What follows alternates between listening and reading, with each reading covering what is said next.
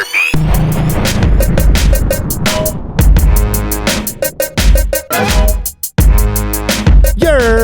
It's a Social Millennial Podcast. We out here, gang, this, that, and the third. Y'all know what it is. We back. Took a little break last week. It was your boy's birthday. You feel me? It was your boy's King Day. You feel me? Y'all are definitely going to hear the sounds of New York outside because they're doing some construction. But we here. Thank y'all for coming back. The widely available episode. Welcome to the Social Millennial Podcast. This is just a podcast where we kick back, chill, talk about things that interested me this week in the news, in sports, in science, especially science. I'm super into the sciences, and any other stories that might have life stories that and sort of moral stories that might or that I feel might impact y'all in a positive way. All right. So if y'all are new here, if y'all are watching this, thank you so much. There is an audio component. Go check out the link in the description. You'll see it there. To socials, we've got socials at Social Millennial Pod on Instagram, on TikTok. Absolutely check it out. We are not on X at all. So check us out there. I tend to give my announcements over there on Instagram, sometimes through the stories, sometimes through postings, but definitely head on over there on the socials. Y'all, we have a great community there. You can engage with us in the comments, like, follow, etc. For those of y'all who are listening to this, there is a video component to this. So you can head on over to YouTube at Social Millennial Pod, enjoy the show, get something visual, throw it up on the 65-inch. You feel me? Hear it through the surround sound because we hear. And for those of y'all who want to contribute to us a little more than just liking, subscribing, sharing, giving us a comment where applicable, pull up to the Patreon and bless us. We've got a We Here tier. We've got a supporter tier. Again, this is, well, not again, but again, for those who pulled up to the previous episode, we are only charging dollars, single digits. This is not Amazon prices. These are not Netflix prices. These are not Disney Plus prices. These are not Hulu prices. These ain't nobody else's prices. They're not Peacock prices. I mean, really low, down to the ground pricing where you're able to pull up for the bonus episode that we try to drop every single week. We're having some issues with the video version of our bonus content, but the audio version will always be up there, guaranteed. Once we sort out the video portion and uploading, then they will be up there. I will even throw in all of the backlogged ones, so they will just all be up there for the We Here tier. Also, if you want to contribute more than just likes and subscriptions and follows, etc., and shares, you can head on over to the merch shop. The link will be in the description. So y'all can enjoy whatever y'all want to get. Y'all want to get shirts, y'all want to get mugs, y'all want to get wall art, etc. We have baby clothes, we have phone cases, etc. Head on over there if y'all want to contribute a little more, y'all want to support. We are expanding this platform. There will be a whole lot going on in the coming months as I get the logistics together under the same umbrella. So absolutely head on over there. And for those of y'all who are a little bit old school, or maybe y'all are at work on your work computer and you're not necessarily going to jump on your phone to try to pull up the podcast audio or video, you can absolutely pull up the audio on a homepage. We have a landing page. Check that out. Link is in the description. All of our episodes in their audio format and a whole bunch of other icons for links to our socials, etc., will be there. So y'all can listen while you're at work. You feel me? Now, without further ado, thank y'all so much. Your boy is here. You feel me? Celebrating another year of life this week, or this past week, I should say. Had a great weekend. Had loved ones telling me happy birthday, getting gifts from my, from my mind. You feel me? From my thing out here. Had a great time. Grateful, thankful for being here, for reconnecting with old mentors and just all that's happened this year. I'm grateful to be here for the podcast and to kind of be more disciplined. I've had my thing telling me, yo, listen, get on this podcast, get on this, get back on. Don't hit that week break and then not come back, because it's happened before. So I'm pretty glad that I pushed through my push through my undiagnosed ADHD and I'm pushing myself back into getting continuing the content. Just grateful. It's grateful, thankful to the Lord that I'm still here, still processing and still able to impact the world. Yeah. Pretty cool. All I can do is cheese for those who are watching. But yeah, let's get to it. It's not going to be a crazy long episode, crazy deep episode for this week. Not that there hasn't been a whole lot of things going on, but I'm going to save the more controversial topic, as I usually do, for the bonus episode. So go hit up the Patreon if y'all want some spicier content, maybe some content where I get a little deep on some things. I kind of let my hair down. The verbiage gets a little bit more flagrant over there. But head on over there. Basically, I talk about things that would get me demonetized on YouTube potentially. But yeah, so not a super long episode, not a super deep episode today as we're getting back into the swing of things for the weeks. But here we go. We're talking about NYC. We're talking about Hochul. We do not like Hochul in this house. We do not big up Eric Adams in this household. You feel me? In this squad up. Oh man, I'm pretty hungry. This is according to ABC News. New York governor regrets saying black kids in the Bronx don't know what a computer is. My nigga, I remember when this thing dropped, when this thing came out that she said this. Oh my Lord Jesus. I mean, for those of y'all who really want to support, for those of y'all who subscribe to the political who subscribe to political dealings, who subscribe to the political system, current political system, and y'all kind of ascribe to being Democrat. I mean, at this point, I don't understand why. I don't get it. I don't get it. As much as y'all might want to point the fingers at, Republicans and sort of drink the tea of the mainstream media, some of y'all, not all of y'all. I know everything is a spectrum. Not all of y'all, but those of y'all that like to drink the tea and think that Rachel Maddow is peak reporting in journalism. I mean, y'all want to believe that, y'all want to pigeonhole and monolith all people who politically ascribe to a different set of ideas than you do as racist or something. I don't understand it. I don't get it. White supremacy. I don't understand it, because Democrats themselves really don't give a goddamn about people of color. Really. You have some that do. Again, I'm saying it like that, but I understand that there is a spectrum of people and people are different. But when we're talking about a lot of these high up elected officials, they really let it hang out. Like, they really show the microaggressions, the macroaggressions. They really show they don't really give a goddamn about people of color. 100%. And they really do tend to use us very blatantly as political pawns, very blatantly for our own manipulation. They use us to manipulate us, basically. And I'm not saying that that's inherently exclusive to Democrats, because Republicans do it too. Sometimes it's very, very veiled. But they do it too. Like I'm saying, it's a spectrum on both sides. There are people who are like this. There are people who are not. But gosh darn it, if voters don't continue to vote these kinds of people in, it's wild. It's just wild. Governor Hochul says this. I'm going to read the details. Let me not even. New York Governor Hochul says she regrets making an offhand remark that suggested black children in the Bronx do not know what the word computer means. Oh my gosh. New York, this is ABC News. New York Governor Kathy Hochul says she regrets making an offhand remark that suggested black children in the Bronx do not know what the word computer means. Hochul, a Democrat, made the extemporaneous comment Monday while being interviewed at a large business conference in California to discuss expanding economic opportunities in artificial intelligence for low-income communities. Quote, "Right now, we have young black kids growing up in the Bronx who don't even know what the word computer is. They don't know.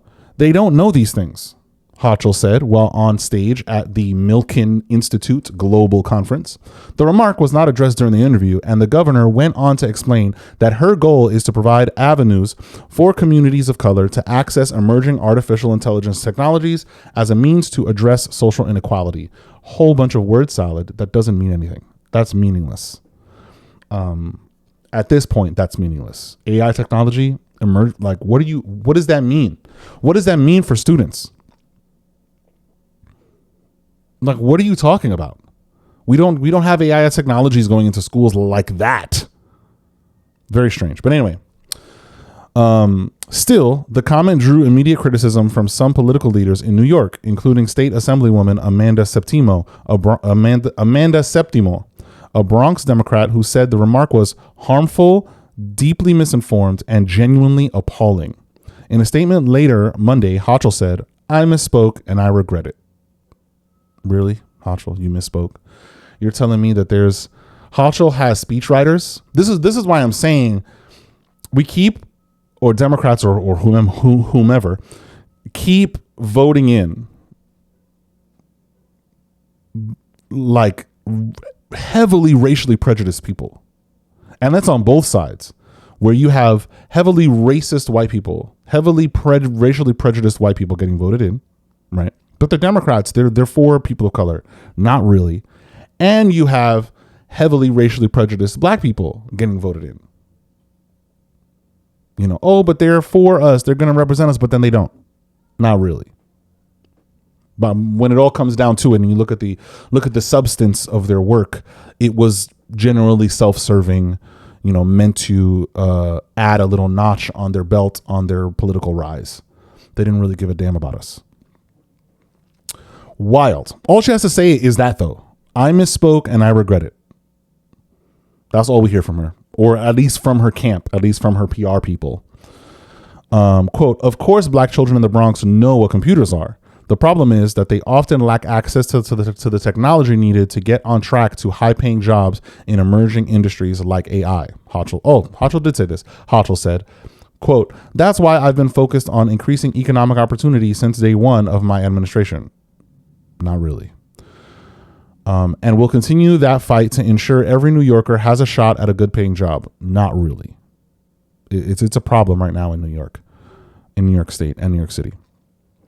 New York State Assembly Speaker Carl Hastie, a Democrat who represents the Bronx in the legislature, came to Hochul's defense as her remarks began to gain traction online. So we have Bronx legislature members condemning her, and we have Bronx Democrats, and we have Democrats defending her. Quote, "While the governor's words were inartful and hurtful, I don't believe that is where her heart is.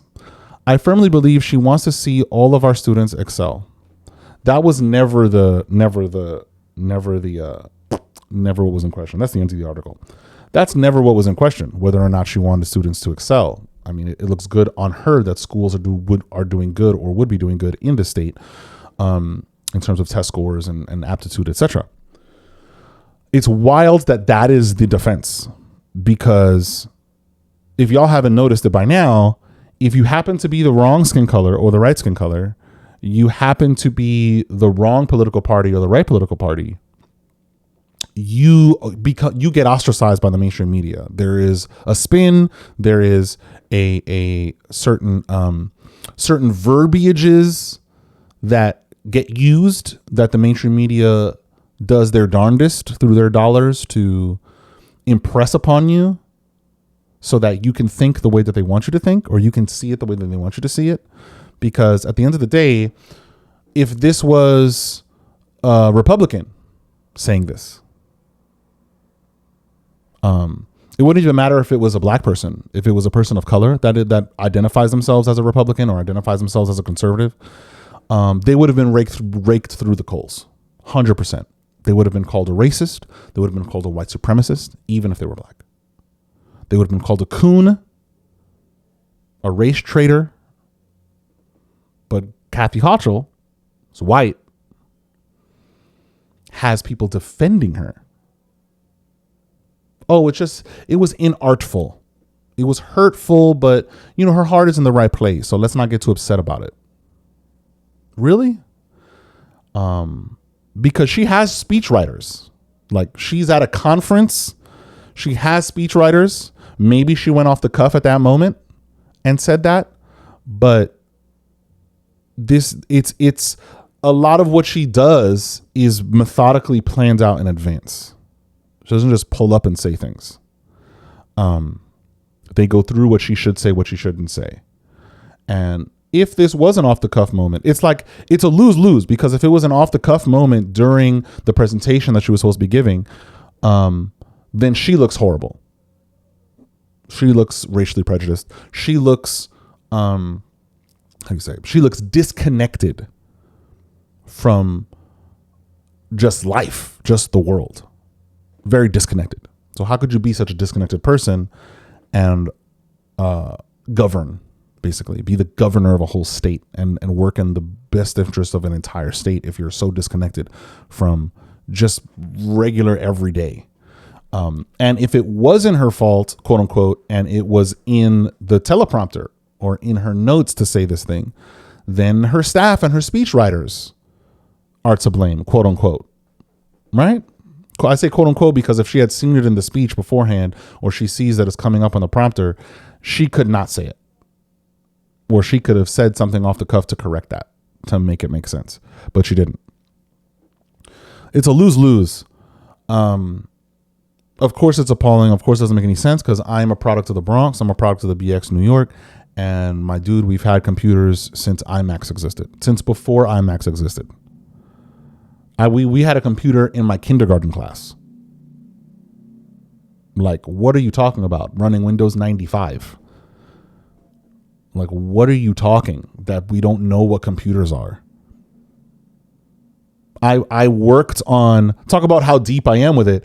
I worked on, and of course I have other jobs, or have had other jobs during the course of my life. At one point in my life, I was a computer technician, and I worked on the contract at the time. It was the Board of Education. Worked on the contract for the Board of Education through Dell and Michael Bloomberg to upgrade and update technologies in public schools.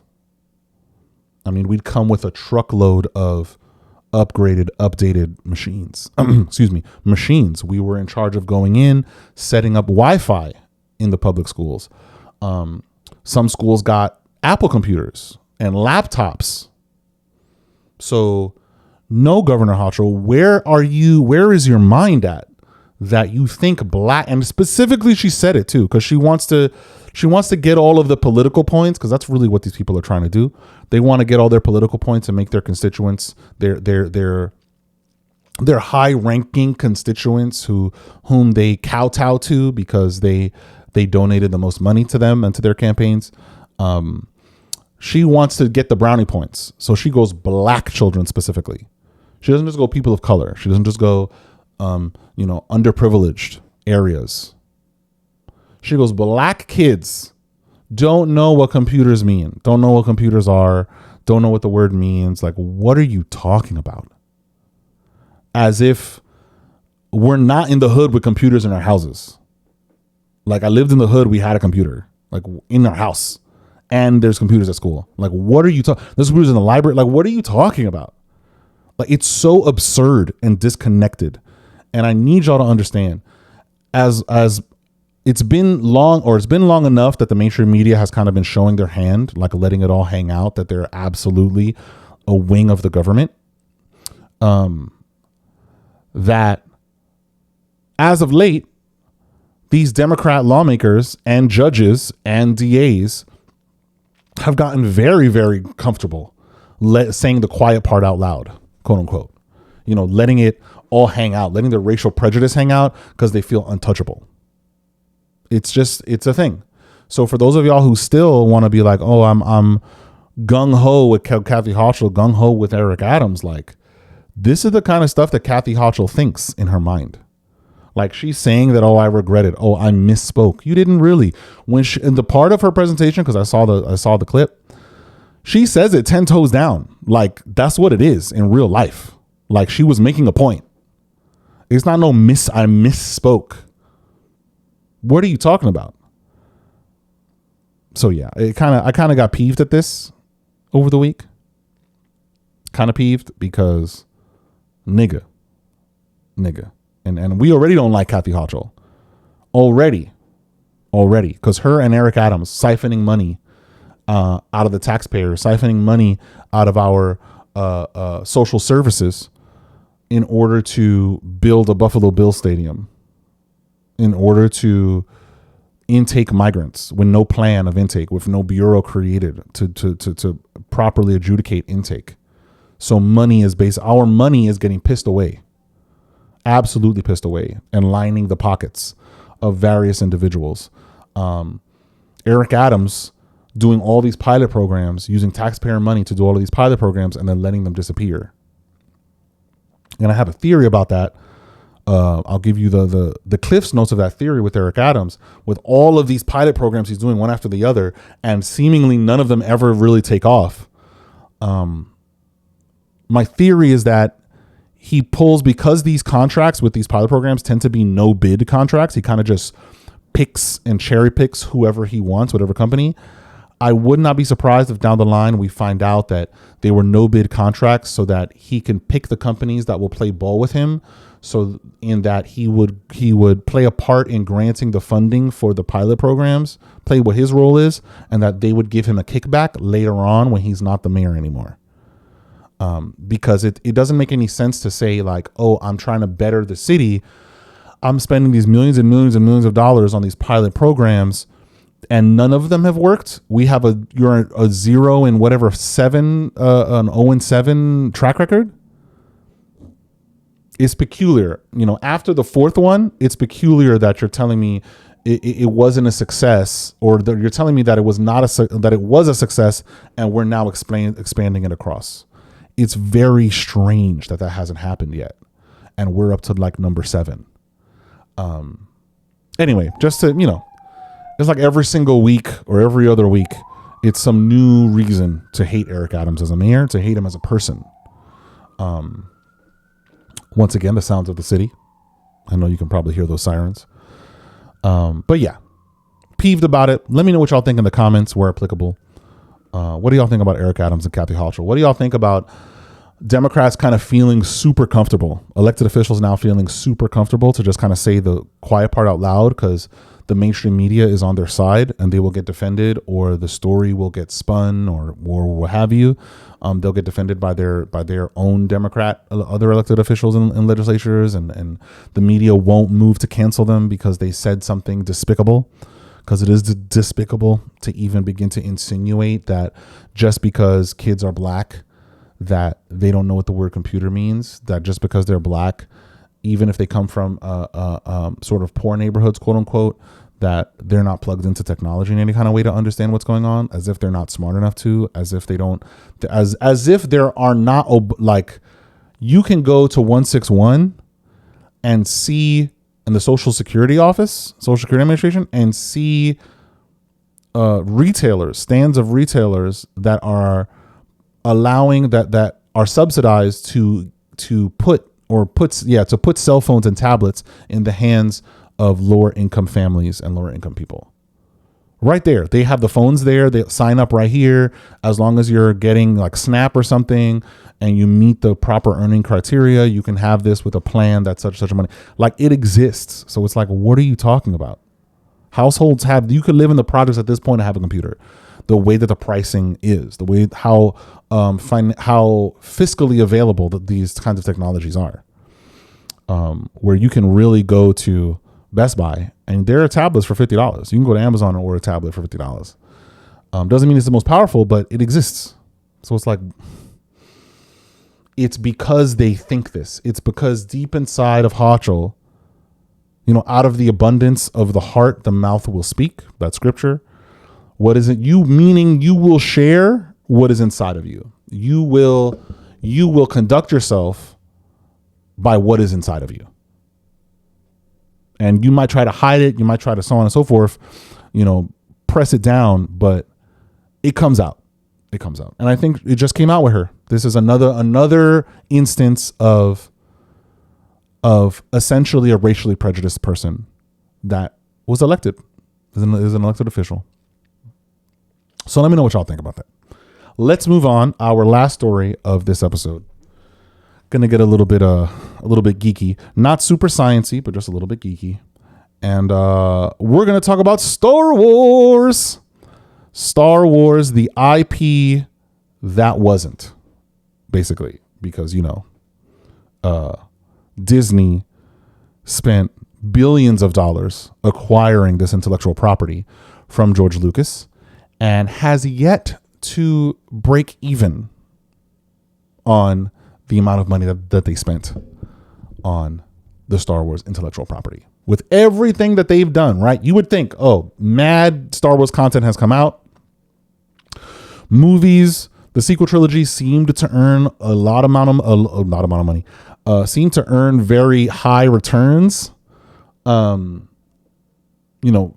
Iteration over iteration, even though the movies became more and more trash. The Mandalorian seemed to get good reviews, at least the first season. They've been churning out Star Wars content like a factory machine, which is what everybody had expected, and everyone called it and expected that if you treat intellectual properties like that, if you treat universes like that people will get tired of it, will get oversaturated, the market will get oversaturated, and you run the risk of losing your fan base because your creativity will, or at least the creativity of the end product will go down, will suffer. The quality will suffer because you ramp up the quantity. So people have to write extra fast, do the effects extra fast. It's the same thing that happened with Marvel. They did the same thing with the Marvel IP, and now it's down the drain, and they've had to recircle the wagons to figure out what to do to fix it. But Star Wars has definitely not returned any. It's not. I mean, they spent like $4 billion, something like that, $3 billion. It's like up to $2 billion something, and that's after they did 1,000 things to try to abate losses in terms of creating the Star Wars sequel trilogies, etc. So they're at their wits' end. Disney is at their wits' end with how they have destroyed these intellectual properties that should have been just printing them money. And it seems like they've gone to their last resort. We're going to talk about an interesting rumor that's circulating regarding the Star Wars franchise. I'm going to skip through this because in true journalistic format, or what is the case now, in order to keep you on the site, on the article, and to get you to click on advertisements, etc., they put the story close to the middle or close to the end of the article and instead give you a million years paragraphs of recap to get you to read it and scroll down, etc., to kill time and to get more clicks. So this is according to InsideTheMagic.com. The headline reads, Star Wars Day, George Lucas to make Star Wars return, report says. Very interesting. So we're going to skip this. You'll be pleased to hear the latest rumor. Yeah, no. Okay. History. History.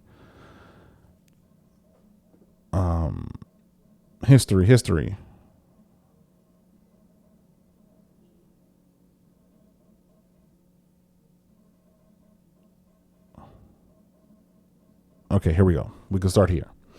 In the 12 years since Lucas sold Lucasfilm to Disney, making him the company's single largest stockholder, he's remained largely distant from the creative side of the franchise. He served as a consultant for Star Wars Episode 7, The Force Awakens, and later commented on the creative differences that emerged between him and Disney during the film's production. Quote, they wanted to do a retro movie. The Star Wars legend said in a PBS interview shortly after the film's release. Quote, I don't like that. They weren't that keen to have me involved anyway, but if I get in there, I'm just going to cause trouble because they're not going to do what I want them to do, unquote. He added, quote, I don't have the control to do that anymore, and all I would do is muck everything up. And so I said, okay, I'll go my way and let them go their way. End quote. Lucas later apologized for his comments towards Disney and seems to be on much warmer terms with the company today. Disney made him apologize for just stating the truth. He didn't like that The Force Awakens is basically, spoiler, Spoiler alert, it's been around since 2015, right? Since 2015. Spoiler, it's been around. He just stated the truth that The Force Awakens is a retread of Star Wars Episode 6 or whatever. A New Hope. Right, The Force Awakens is Episode 9, my bad. It's just a retread of the first Star Wars movie. Like, story beat by story beat. They just wanted to repeat it to recapture nostalgia and get people to come back to Star Wars. And George Lucas didn't like that. He had a whole treatment for how to continue the Star Wars universe in film format, and feature film format. And they took one or two ideas from there and just scrapped the rest of it and started from scratch. And so, of course, he didn't like that. And audiences didn't really like that too much either. We kind of just enjoyed the nostalgia of it. But as the years went on and we kept revisiting The Force Awakens, we saw that it was really just a cash grab, a Disney cash grab. It was Star Wars light, unfortunately. So he stated the truth about what it was. He would have wanted to do it his own way, and he kind of realized he was giving them too much trouble, considering that he sold off his rights to it. That he, was self-aware and was like, okay, I'm starting to muck things up. Let me step back and let y'all do your own thing. It's not what I would have done, but I'm gonna do my own thing. They were like, how dare you say that to the public? We need your endorsement so that people will come and watch the movie. So he had to come walk it back and apologize for basically just telling the truth. This is how it be. This is how it be with Disney. The Star Wars and Indiana Jones creator attended the opening of Star Wars Galaxy's Edge at Disneyland alongside CEO Bob Iger and franchise star Mark Hamill and Harrison Ford. But if the latest rumors are to be believed, he may be about to do much more than that. In a recent interview, Roger Christian, who won an Academy Award for his work as a set director on Star Wars Episode 4, A New Hope. Wait, right?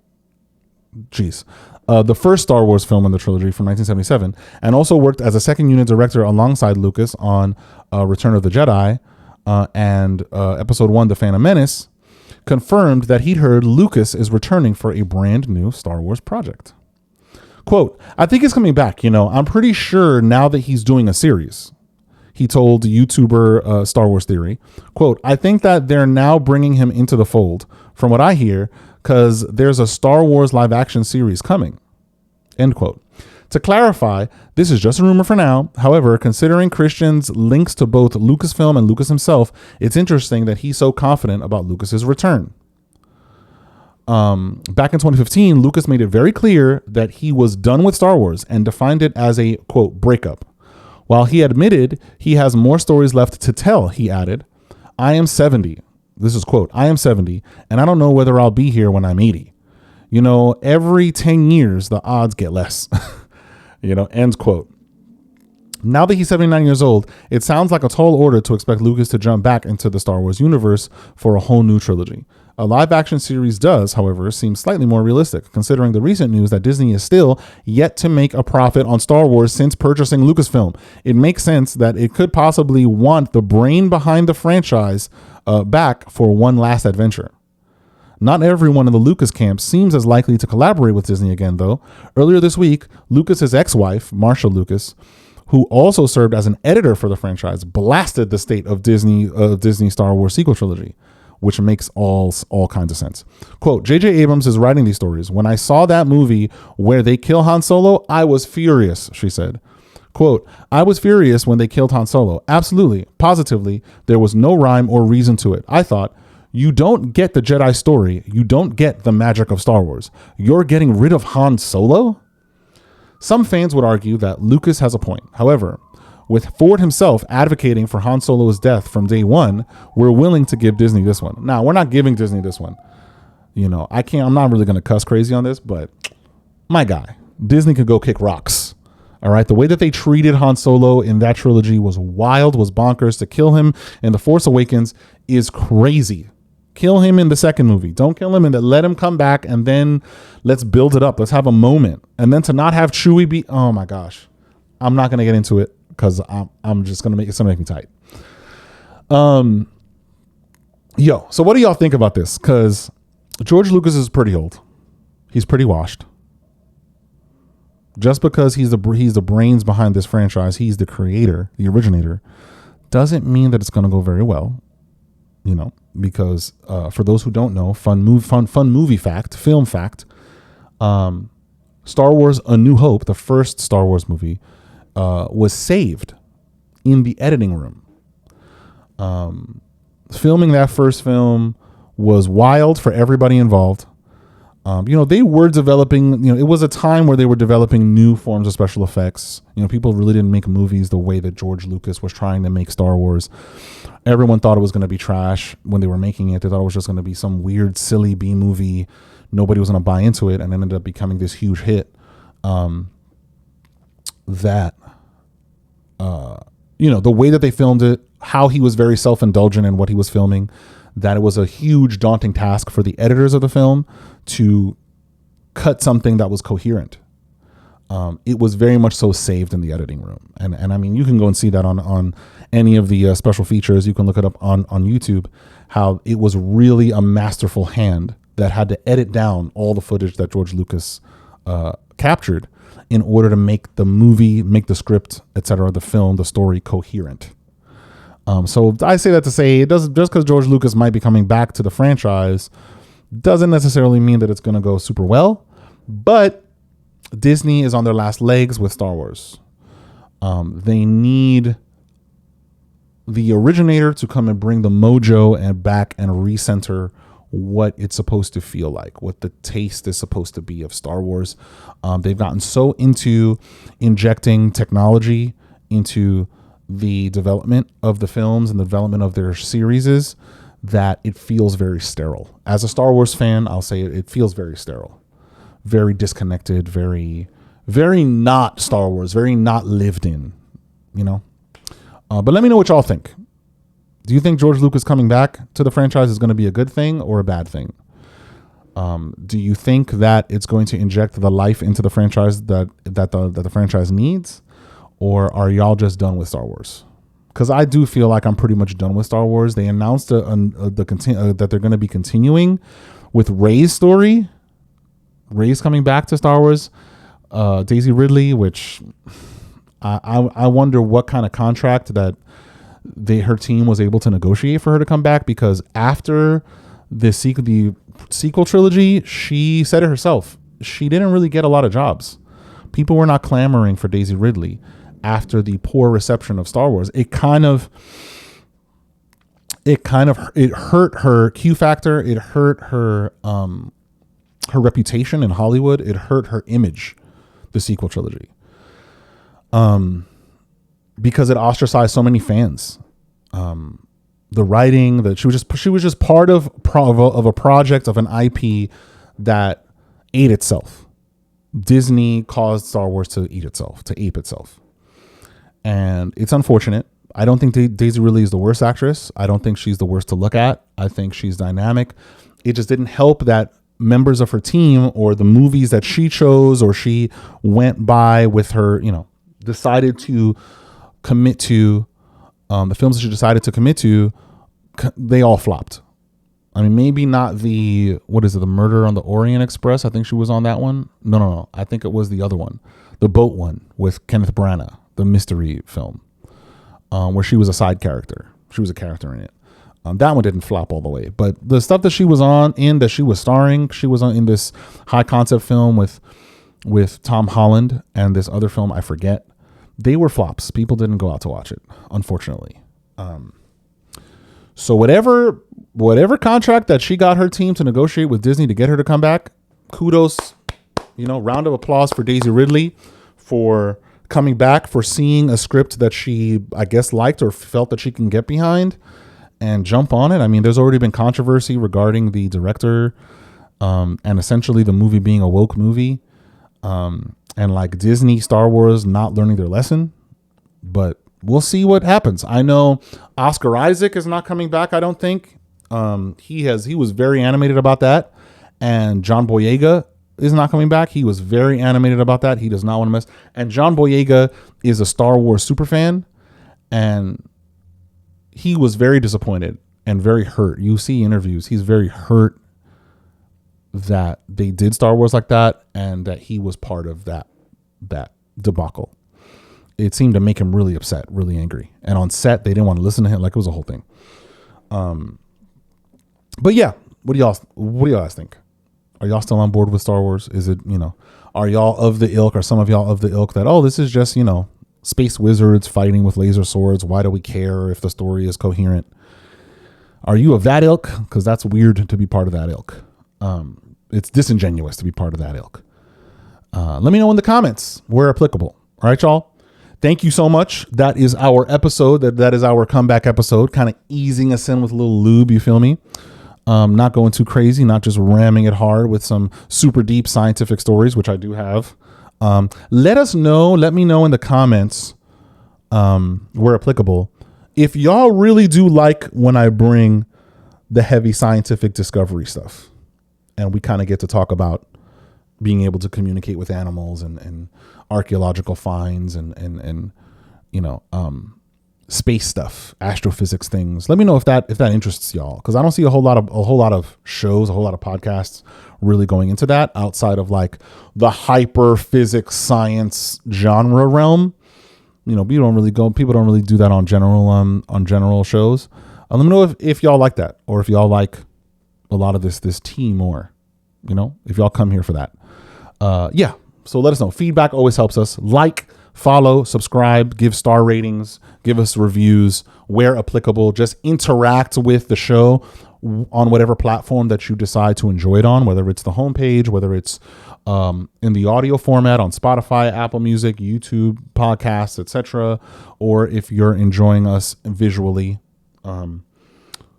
Definitely interact. All right, y'all. We enjoy your interactions.